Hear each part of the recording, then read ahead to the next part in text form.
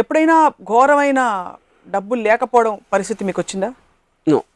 దానికి రీజన్ ఏంటంటే పరిస్థితి వచ్చి ఉండొచ్చు, బట్ నేను అలా తీసుకోను పరిస్థితిని. ఎందుకంటే like I said, I always identify my ideas as the main money. ఎప్పుడు నాకు డబ్బులు అవసరం అయితే నాకు ఐడియా వస్తుంది, దాంతో it will come back again. So అస్సలు దాచుకోకూడదని చెప్పారు కదా డబ్బులు, ఇవాళ బతికేస్తే చాలని చెప్పి. మీకు ఇవాళ దాచుకోకూడదు అంటే నేను చెప్పేది ఏంటంటే, the point is the word దాచటం అనేది ఐ హ్యావ్ ఎ ప్రాబ్లం. మరి ఏమంటే యూ షుడ్ థింక్ అబౌట్ మీరు సంపాదించిందో మీ దగ్గర ఉన్న డబ్బుని దాన్ని పొటెన్షియల్ ఎనర్జీగా కన్వర్ట్ చేయడంలో మీకు ఒక జీవితానికి ఒక అర్థం ఉంటుంది. దాన్ని దాచుకోవటంలో దానికి మీనింగ్ లేదని అది చెప్తున్నాను. మీకు ₹1 2 కోట్లు ఇవాళ వచ్చాయి, సడన్ గా లంసమ్ పేమెంట్ ఒకటి వచ్చింది ఎక్కడి నుంచి, దాన్ని ఇవాళే ఖర్చు పెట్టలేరు కదా మీరు, ఎక్కడో దాచాలి. దాచడం అనేది that it complete different point. దాచుకోవటానికే డబ్బు సంపాదించడం డిఫరెంట్, ఎలా ఖర్చు పెట్టాలో ఒక డిసిషన్ తీసుకునే వరకు దాయటానికి it is 2 different points altogether. So basically you are saying as long as you have the potential to spend it, you would spend it off. You should spend it off and you would spend it off. Yeah. ఉదాహరణకి మీకు ఎప్పుడైనా దానాలు చేశారా? నేను చేయను, ఎప్పుడు చేయలేదు. No. డబ్బులు ఎక్కువైనప్పుడు మరి దానికి పొటెన్షియల్ ఎనర్జీ కైనెటిక్ ఎందుకంటే నేను I'm a very very selfish person. Okay, so ఇప్పుడు నేను డబ్బు అనేది ఎనర్జీ కన్వర్షన్ అని చెప్పాను. అప్పుడు ఎనర్జీ కన్వర్షన్లో నాకు సాటిస్ఫాక్షను, నాకు ఒక సుఖం, అలాంటి దానికి కాంట్రిబ్యూట్ చేసిన దాంట్లో నేను ఖర్చు పెడతాను. కానీ ఇప్పుడు సపోజ్ నా దగ్గర ₹1,00,00,000 ఉందనుకోండి, ఆ ₹1,00,00,000 పెట్టి నాకు చెత్త సినిమా తీయచ్చు. ఎందుకంటే ఆ సినిమా చెత్త అనేది సినిమా రిలీజ్ అయిన తర్వాత తెలుస్తుంది. కానీ నేను తీస్తున్నప్పుడు ఆ ప్రాసెస్ నేను ఎంజాయ్ చేస్తాను. సో ఆ డబ్బులు నేను ఖర్చు పెట్టింది నా ఆనందం కోసం. సో వేరే వాళ్ళకి, నేను కేర్ చేయని వాళ్ళకో లేకపోతే నాకు ఏమాత్రం ఎమోషనల్ కనెక్ట్ లేని వాళ్ళకి డబ్బులు ఇవ్వటం అనేది నాకు ఆనందం రాదు. కాబట్టి నేను ఎప్పుడు దానం చేయను. నేను ఆ లైఫ్లో ఎప్పుడు రూపాయి కూడా దానం చేయలేదు. ఫ్రెండ్స్ కూడా ఎవ్వరికి. అసలు ఫ్రెండ్స్ లేరు కదా మీకు? ఫ్రెండ్స్ ఎందుకంటే నా ఫ్రెండ్స్ దగ్గర నా దగ్గర ఎక్కువ డబ్బు ఉండదు, నేను వాళ్ళ దగ్గర తీసుకున్నాను. But you are okay with borrowing money? Yeah, I'm okay with that, of course. Yeah, because ఆడెవడో వాడికి తెలియక నాకు ఇచ్చేస్తే ఎందుకు తీసుకోను?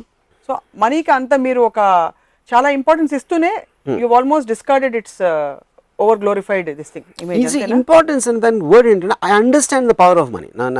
నా point I won't say importance, it is an energy for me.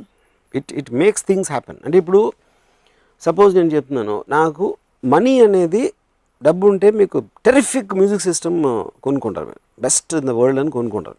మ్యూజిక్ని enjoy చేసే మీకు మైండ్ స్టేట్ కానీ సెన్సిబిలిటీ లేకపోతే దట్ సిస్టమ్ మీన్స్ నథింగ్. అది ఉంటుంది అంతే. అక్కడ అలా ఒకటి చాలా గొప్ప ధనవంతుడు, ఒక పెద్ద బిల్డింగ్, ఇటాలియన్ ఫర్నిచర్, ఇది అది అన్నీ ఉన్నాయి. ఆయన మోస్ట్ ఎక్స్పెన్సివ్ కార్లో వచ్చి ఆయనకి ₹1,000 కోట్లు ఉన్నాయి వచ్చేసాడు. And he will sleep in the bedroom with his fat, obnoxious woman. తెలుసాడు. What's a big deal? దానికి ఏంటి పెద్ద ఇది? ఎందుకంటే ఆయన ఇల్లు కట్టింది బయట వాళ్ళకి ఆనందిస్తాడు.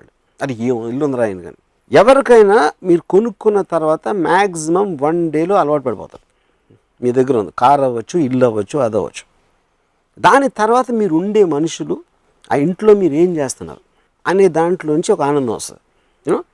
కానీ ఆ ఆనందం లేనప్పుడు మీరు ఎంత డబ్బు ఉండే, ఎంత పెద్ద ఇల్లు, కారు, గీరు అన్ని బ్యాంక్ బ్యాలెన్స్లో ఉన్నా దాని మీద ఏమీ జరగదు. That doesn't mean anything. అప్పుడు ఐ రాదర్ బీ ఇన్ గుడిసె. అంటే అది మీకు, అది వాళ్ళకి. అదే నేను నా గురించి చెప్తున్నా. Obviously that goes without saying. So అలాగే ఇప్పుడు నాకు ఈ మధ్యన ఒక పెద్ద ఇల్లు కట్టుకున్న ఒక ఆయన మన ఫిల్మ్ ఇండస్ట్రీలో, ఆయన ఇల్లు చూపించారు నాకు.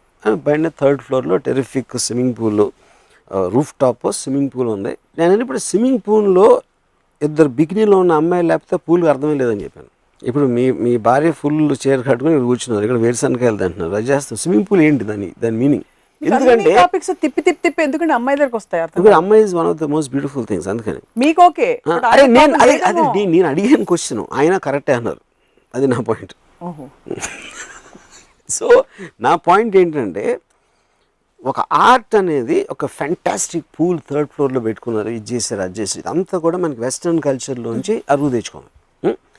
వాళ్ళు ప్రతి ఏరియాలో కూడా బ్యూటిఫై చేస్తారు. They won't shy away. ఒక బీచ్లో బికినీలో వెళ్తుంది ఒక అమ్మాయి, లేకపోతే ఇది కార్ ఉంది, ఎక్స్ట్రాడినరీ డిజైన్స్ చేసి రకరకాల మన గ్యాడ్జెట్స్ ఇవి కనిపెడతా ఉంటారు, ఫోన్స్ కానీ ఇవి కానీ. అన్నిటితో ఒక కల్చర్ అది. మనం కేవలం డబ్బులు ఉన్నాయి కాబట్టి అవి కొని పెట్టుకుంటాం, దాన్ని ఎలా వాడాలో తెలియదు, ఏం చేయాలో తెలియదు అంత. So I'm not impress with that. నా పాయింట్ నేను ఎవరితో ఇంప్రెస్ అవుతానంటే వాడి దగ్గర ఉన్న డబ్బులతో ప్రతి నిమిషం దాని ఎనర్జీగా కన్వర్ట్ చేసి వాడు హ్యాపీగా ఫీల్ అవుతా ఉంటే వాడికి నేను చాలా ఇంప్రెస్ అవుతాను. దట్ ఈస్ ద ఫండమెంటల్ కాదు కదా. ఇప్పుడు చాలా మంది నాకు చాలా మంది డబ్బులు ఉన్నవాళ్ళు వాళ్ళకి నాకు ఒకళ్ళు తెలుసు, he hates his wife, is got a beautiful big house. So అప్పుడు నా ఏం చెప్పాడంటే, నేను ఆఫీస్ నుంచి ఇంటికి వెళ్తా ఉంటే నాకు ఇల్లు కనిపించి కానీ ఒక హారర్ సినిమాకి ఎలా స్లోగా కెమెరా వెళ్తున్న ఫీలింగ్ ఉంటుంది. ఎందుకంటే ఇంట్లో ఎవరుందో తెలిసి వీడికి, ఎవరు తన భార్య, ఆ భార్య అంటే వీడికి పడదు. So that whole house becomes nothing in the concept. నాకు ఒక తెలియని వాళ్ళకి బయట నుంచి ఎక్స్ట్రాడినరీ హౌస్ అది. మీరు సినిమాలు తీయడానికి తప్ప మీకు డబ్బులు అవసరం లేదు యాక్చువల్లీ చెప్పాలి. సినిమాలు ఒకటే అవ్వచ్చు, ఏదేది నాకు ఆనందం ఇస్తుందో దానికి ఏదైనా సినిమా ఒకటే అవ్వకపోవచ్చు, అది వేరేది కూడా అవ్వచ్చు, చాలా చాలా ఉంటాయి.